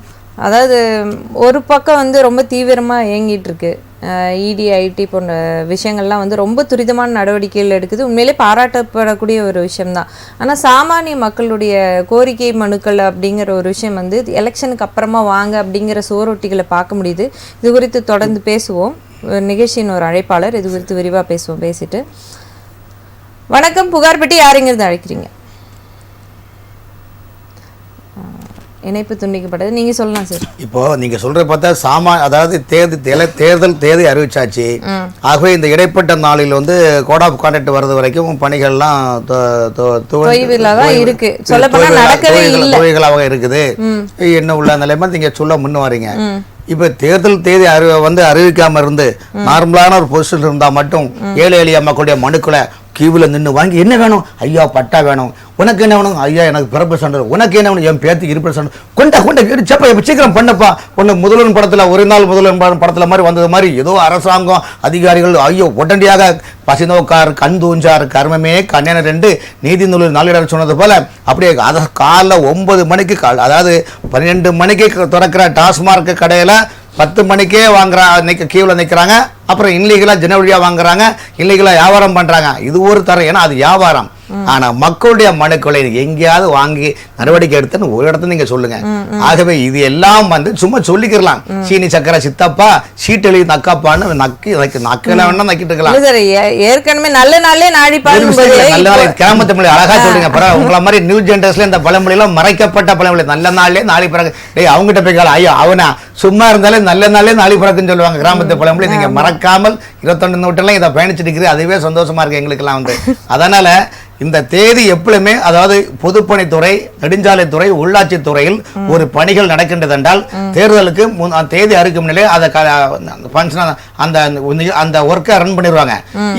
இப்போ தேர்தல் அறிவிச்சாலும் அந்த ஒர்க்கை நடத்து பண்ணிட்டு இருக்கலாம். ஆனால் இப்போ நீங்க இதே நேரத்தில் அர்ஜென்ட் அவசரத்துக்கு ஒரு விஐபி கேட்கறாங்க வச்சுக்கோங்களேன், நீங்கள் அந்த அந்த திட்டங்கள் நடைபெறாமல் இருக்குமா, அவங்களுடைய நிலைப்பாடு பண்ணாம இருப்பாங்களா? சும்மா சொல்லிக்கலாம். இப்ப மட்டும் குளிச்ச நீங்க நல்ல நாளே நாளை பிறகுன்ற மாதிரி இதெல்லாம் சும்மாங்க. மனசு வச்சா எல்லாமே நல்லா நடக்கும். எல்லா கிழமைகள், நாட்கள், கிரகங்கள், எல்லா கோள்கள் எல்லாமே மனிதனுக்கு ஒரு நம்பிக்கை ஏற்படுத்தக்கூடிய நிலைப்பாடு தான். இதற்கு தேர்தல் அறிவிச்சுட்டாங்க, தேர்தல் அறிவிக்கல. இப்ப தேர்தல் ஒரு சின்ன உதாரணம், 2 மாசம் தேர்தல் கோட் ஆஃப் கான்டக்ட் கொடுக்குறீங்க. இந்த இடைப்பட்ட 60 நாள்ல வண்டியில கொண்டு போற பணங்கள் அத்தனை பிடிக்கிறாங்களா இல்லையா? இந்த பணம் பாத்தீங்கன்னா யாருமே சரியா கணக்கு காட்ட முடியல. நீங்க 4 கோடியாவது சரிதான், 10 கோடியாவது சரிதான், ஆனா கபாலா பணம் 200 கோடி வந்தாலும் சரிதான், 2000 கோடி போதைப் பொருள் பணம் வந்தாலும் சரிதான், எந்த பணம் வந்தாலும் கணக்கு கொடுக்க முடியலையே. அப்ப 2 மாசத்துல ஒரு 300 கோடி ரூபாய் தமிழ்நாட்டுல பணத்தை பிடிக்கிறாங்கன்னா அதுல 70% பேர் கணக்கு கொடுக்க முடியாது. அப்ப அந்த பணம் அப்படியே கருவூலத்துலதான் இருக்கும். அப்ப 2 மாசத்துல 300 கோடி ரூபாய் இல்லீகலான கணக்கு காட்டாமல் வெளியில போகுது என்றால் இந்த அரசாங்கம் இதே பிளையின்ஸ் கோடை வைத்து ஒரு நாளைக்கு ஒரு 5 மணி நேரம் பிளையின்ஸ் கோடு ஒரு சீனை கிரியேட் பண்ணி 5 லட்சத்துக்கு மேல நீ கார்ல கொண்டு போனா அந்த பணம் கணக்கு கொடுன்னு சொல்லிட்டா எவ்வளவு கருப்பு பணத்தை கைப்பற்றலாம் சொல்லுங்க. இதுவே மாநில அரசுக்கு மத்திய அரசும் கொடுக்கக்கூடிய ஒரு டிப்ஸான அட்வைஸ் நம்ம கொடுக்குறோம். இந்த புகார் பெட்டி சாமானிய மக்களுக்கு மட்டுமல்ல, அரசினுடைய குறைகளையும் நிவர்த்தி செய்து துரிப்பிடித்த இரும்பையும் கிரீஸ் போட்டு பாலிஷ் செய்து மக்களின் பயன்பாட்டுக்கு கொண்டு செல்லக்கூடிய ஒரு நிலைப்பாடு தான் இந்த புகார் பெட்டி. அந்த புகார் பெட்டியின் மூலமாக ஒவ்வொரு துறையினும் கதவுகளை தட்டுகிறோம். அவர்கள் கேளுங்கள் தரப்படும், தட்டுங்கள் திறக்கப்படும். நிச்சயமா நிச்சயமா. அதாவது எல்லா அரசு அதிகாரிகளுமே வந்து மக்கள் பணியாற்றதான் இங்க இருக்கிறாங்க அப்படிங்கறது வந்து நினைவுல வைத்துக் கொள்ளணும். இந்த முக்கியமான தருணத்துல இதை நான் சொல்ல கடமைப்பட்டிருக்கேன். நிகழ்ச்சியின் அடுத்த அழைப்பாளர். வணக்கம் புகார் பெட்டி, யாருங்க இருந்து அழைக்கிறீங்க? ஹலோ வணக்கம்மா, உங்க பெயர் என்ன? இந்த மாவட்டத்துல இருந்து அழைச்சிருக்கீங்க? நாங்க மதுரை உசிலம்பட்டி இருந்து பேசுறோம். உங்க பெயர்மா? முத்துலட்சுமி. சொல்லுங்கம்மா, உங்க புகார் என்ன? இப்ப வந்து எங்க அப்பாவோட அம்மா சுத்தி இருக்கு ஊர்ல. சரிங்க. அவங்க வாரிசு வந்து மொத்தம் 5 பேரு. அவங்க வந்து எங்க அப்பா, எங்க பெரியப்பா, எங்க அம்மாச்சி எல்லாருமே இறந்து போயிட்டாங்க. சரிங்க. அவங்க பொண்ணுதான், வாரிசோட பொண்ணுதான் நான் பேசுறேன். இப்ப அவங்க என்ன சொல்றாங்க, மூத்தவங்களோட வயசு வந்து பங்கு பிரிச்சு தர மாட்டேன்றாங்க. மொத்தம் வந்து 2.25 ஏக்கர். இப்ப அவங்க என்ன சொல்றாங்கன்னா, நம்ம கேட்டோம்னா பொண்ணுங்களுக்கு வந்து பங்கு கொடுக்கணும், அதனால வந்து அவங்க எல்லாம் அவங்க வாரிசு வருவாங்க, அதனால இன்னும் கொஞ்ச நாள் போகட்டும் அப்படின்னு சொல்லிட்டு நாளை வந்து தள்ளி போட்டுட்டே இருக்காங்க. இப்ப நான் வந்து உடம்பு முடியாத நிலைமையில இருக்கேன். இந்த மாதிரி கிட்னி பிரச்சனை எல்லாம் எனக்கு வந்து டயாலிசிஸ் பண்ணிட்டு இருக்காங்க. சரிங்கம்மா. எனக்கு எதுவும் ஒரு நிலைமையில ஆயிடுச்சுன்னா என்னோட பிள்ளைய போய் கேட்டாலுமே அவங்க தரமாட்டாங்க, நான் கேட்டாலே தரமாட்டேன்றாங்க. இதுக்கு நீங்க ஏதாவது நடவடிக்கைகள் எடுத்திருக்கீங்களாமா இது வரைக்கும்? என்னங்க? இது குறித்து ஏதாவது நடவடிக்கை எடுத்திருக்கீங்களா? ஏதாவது கேஸ் ஃபைல் பண்ணிருக்கீங்களா? இல்ல மேம், நான் வந்து எனக்கு மேரேஜ் ஆகி 3 வருஷம் ஆச்சு. அதுக்கு முன்னாடில இருந்து நான் கேட்டுட்டு தான் இருக்கேன். அப்பா இறந்து மொத்தம் 10 வருஷம் கணக்கு ஆச்சு. அப்பையில இருந்து கேட்டா நீ சின்ன பிள்ளைன்னு சொல்லிட்டே இருந்தாங்க. சரி, எனக்கு மேரேஜ் ஆயிடுச்சு, எனக்கு என் பங்கை இப்ப பேச்சு கொடுங்கன்னு கேட்டாலுமே தரமாட்டேன்றாங்க. இப்ப வந்து ஊர் பஞ்சாயத்துன்னு சொல்லுவாங்கல்ல மேம், ஆமா, அந்த மாதிரி வந்து வச்சு பேசினதுக்கு இல்ல இன்னும் கொஞ்ச நாள் போட்டும், தை மாசம் பிரிச்சு தரேன்னு சொன்னாங்க. இப்ப அதுவும் போயிடுச்சு, தை மாசம் வந்துருச்சு. தை பிறந்தும் வழி பிறக்கல, அதனால புகார் பெட்டியை தொடர்பு கொண்டிருக்கீங்க. நிச்சயமா இதுக்குண்டான சட்ட ஆலோசனை கங்காதரன் சார் கொடுப்பாரு, கேட்டு நிலைமையில கொண்டு போகணும்னு தெரியல. புரியுதுமா. அதுக்கான தெளிவு வந்து கங்காதரன் சார் கொடுப்பாரு. வணக்கம்மா. அம்மா, நீங்க வாரிசு சர்டிபிகேட் வாங்கிட்டீங்களா? வாரிசு சர்டிபிகேட் இருக்கு சார். இருக்கா? வாங்கிட்டீங்களா? அதாவது சார், எங்க அப்பாவுக்கு வாரிசு நான் ஒரு குழந்தை தான் சார் வாங்கியிருக்கேன். ஹலோ, இணைப்பு வந்து துண்டிக்கப்பட்டுருச்சு. இப்போ இவங்க வாரிசு சர்டிஃபிகேட் வாங்கிட்டாலே இவங்க வந்து பார்ட்டிஷன் கூட போட்டுக்கலாம் ஸ்ட்ரைட்டாவே. அவங்க ஊர் பஞ்சாயத்துலாம் பேச வேண்டிய அவசியம் கிடையாது. அவங்க வராங்களா வரலையான்னு பார்த்துட்டு நம்ம பாகப்பிரிவினை வழக்கு போட்டு இப்போ இவங்களுக்கும் உடம்பு சரியில்லைன்றாங்க, பாகப்பிரிவினை வழக்கு போட்டு நம்ம நீதிமன்றத்து மூலமே சொத்தை பிடிச்சிக்கலாம். யாருன்னா வந்தா யார் வராங்களோ பண்ணிக்கலாம், வராதவங்கள விட்டுட்டு நம்ம பாகப்பிரிவினை பண்ணிக்கலாம். இதை வந்து சட்ட ரீதியா அணுகணும் அப்படின்னா நீங்க வந்து இதற்குண்டான வழக்கு அப்படிங்கிறது வந்து நீதிமன்றத்துல தொடுத்தா மட்டும்தான் இதற்குண்டான தீர்வு கிடைக்குமா? நீங்க நிகழ்ச்சியை பார்த்துட்டு இருப்பீங்கன்னு நினைக்கிறேன். இதற்குண்டான தீர்வு இதுதான். மேலும் தெளிவு வேணும் அப்படின்னா திரும்பவும் புகார் பெட்டியை தொடர்பு கொள்ளுங்க. நிச்சயமா உங்களுக்கு உண்டான சரியான வழிகாட்டுதலை வழங்க நாங்கள் உங்களுடன் இருக்கின்றோம். நிகழ்ச்சியின் அடுத்த அழைப்பாளர். வணக்கம் புகார் பெட்டி, யாருங்க இருந்து அழைக்கிறீங்க? ஹலோ, வணக்கம் சார், உங்க பெயர் எந்த மாவட்டத்துல இருந்து அழைச்சிருக்கீங்க? கோயம்புத்தூர் மாவட்டத்துங்க, அன்னூர் வட்டங்க. சொல்லுங்க ஐயா, உங்க பெயர் என்ன? நம்ம பேர் முத்துங்க. அதாவது என்ன கம்ப்ளைண்ட்னா, எங்க அப்பாவோட அம்மாவோட இடம் ஒண்ணு இருக்குதுங்க அன்னூர்லங்க. அந்த இடம் வந்து உங்க பாட்டியினுடைய இடம் இல்லையா? பாட்டி இருக்கும்போது பத்திரம் ஆயிடுச்சுங்க. சரிங்க. ஆனா பத்திரப்படி பாத்தீங்கன்னா எங்க பாட்டிக்கு வந்து 2 வாரிசுங்க. அதாவது எங்க அப்பா, அப்பாவோட தங்கச்சி, தங்கச்சியோட பசங்க வந்து எங்க கூட தான் இருந்தாங்க. அப்பா வந்து அவங்க அம்மா காரணமானால அப்பா தான் எடுத்து வளர்த்திட்டு இருந்தாருங்க. சரிங்க. அப்போ அப்பா காரணமான எங்களையில வெளியே அனுப்பி விட்டுட்டு அவங்க என்ன பண்ணிட்டு அவங்க பேர்ல பட்டா வாங்கிட்டாங்க. பட்டா வாங்கினது இது மணியார் ஆபீஸ்ல போய் நாங்க கேட்டதுக்கு அவங்க என்னன்னாங்க, இது என்னன்னு தெரியலங்க, முன்னால இருக்கிறவங்க வாங்கிட்டாங்க அப்படிங்கிற மாதிரி சொல்லிருந்தாங்க. சரி, நாங்க மனித தகவல் உரிமை சட்டத்துல எழுதி போட்டிருந்தோங்க. சரிங்க. அந்த எழுதி போட்டதுல வந்து அவங்க வந்து நான் முன்னால மணியார் ஆபீஸ்ல ஒரு ரெக்கார்டு கொடுத்திருந்தாங்க. அவங்களோட பேரு தான் இந்த பட்டா கொடுத்த மாதிரி அதோட இதுதான் அனுப்பிக்கிறாங்க. அதாவது இது எப்படி கொடுத்தீங்க, இதுக்கான என்னென்ன ஆதாரம் கொடுத்துருக்காங்க, எப்படி கொடுத்துருக்கீங்க, தகவல் எனக்கு கொடுங்க அப்படின்னு கேட்டிருந்தோம். கோயம்புத்தூர் கலெக்டர் ஆபீஸ்ல இருந்து எங்களுக்கு முன்னால மணிகார் ஆபீஸ்ல அந்த அவங்க பட்டா வாங்கினதோட ரெக்கார்டு தான் கொடுத்துருந்தாங்க. சரிங்க. அதோட ரெக்கார்டே தான் திருப்பி அனுப்பி வைக்கிறாங்க. ஆனா அதுக்கான காரணம் வந்து எதுவுமே சொல்லலீங்க. சரி, அப்படியே இணைப்புல இருங்க.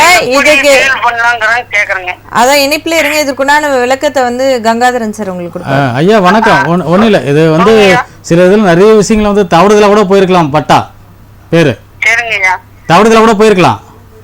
அதான் நீங்க வந்து ஃபர்ஸ்ட் வில்லேஜ் உங்க விஓ கிட்ட ஒரு கம்ப்ளைண்ட்டை கொடுங்க. இதை சரிங்க ஐயா, அவரு கொடுங்க. அவர் ஒரு 60 நாளுக்குள்ள அதுக்கான தீர்வு காணணும். ஆமா, விஓ கிட்ட இது மாதிரி வந்து தவறுதலா நானும் வாரிசுதாரர்கள் எங்க பேர் இல்லாம அவங்க பேர் மட்டும் வந்திருக்கு.